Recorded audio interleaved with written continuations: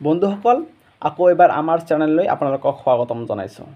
বন্ধুসকল কালি হয়তো কোনোবা এজন ফ্ৰেণ্ডে মোক কমেণ্ট কৰি জনাইছে যে দাদা মোৰ এটা এইম আছে, মোৰ এটা সপোন আছে, গতিকে মোৰ সেই সপোনটো মই পূৰণ কৰিব বিচাৰোঁ, তাৰ ওপৰত মোক এটা মটিভেশ্যন দিয়া।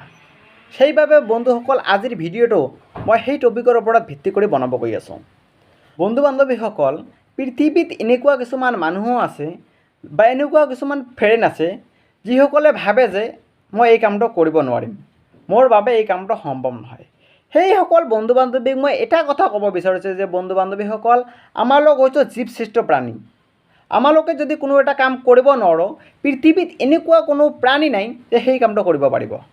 গতিকে বন্ধু বান্ধৱীসকল তোমালোকে কেৱল মনত জোৰ ৰাখিবা আৰু মনত জেদ ৰাখিবা আৰু এটা কথা সদায় মনত ৰাখিবা যে believe in yourself and anything is possible. গতিকে বন্ধু বান্ধৱীসকল আপোনালোকে হয়তো এই পৃথিৱীত বহুত এনেকুৱা মানুহ দেখিব যে যাৰ চকু নাই, হাত নাই, ভৰি নাই, তেওঁলোকে পৰ্যন্ত জীৱনত হ'বলৈ গৈছে।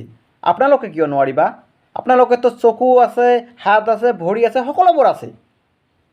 জীৱনততো বাধা আহিব, জীৱন মানেইতো বাধা।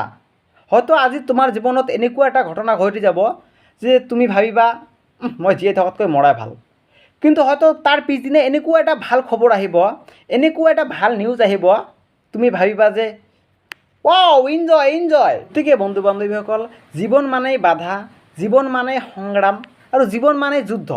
গতিকে আপোনালোকে সেইবোৰ ভৰক্ষেপ নকৰিব, আপোনালোকে কেৱল আপোনাৰ এইমটো লৈ আগুৱাই যাব, দেখিবা এদিন নিশ্চয় সফল হ'বা। ধন্যবাদ। আৰু বন্ধুসকল অহাকালি মই কি টপিকৰ ওপৰত ভিডিঅ' বনাম আপোনালোকে মোক কমেণ্ট কৰি জনাব। মই যিখিনি পাৰোঁ, মোৰ নলেজত যিমানখিনি আছে মই আপোনালোকক মটিভেশ্যন দিব চেষ্টা কৰিম। তো জয় হিন্দ, বন্দে মাতৰম।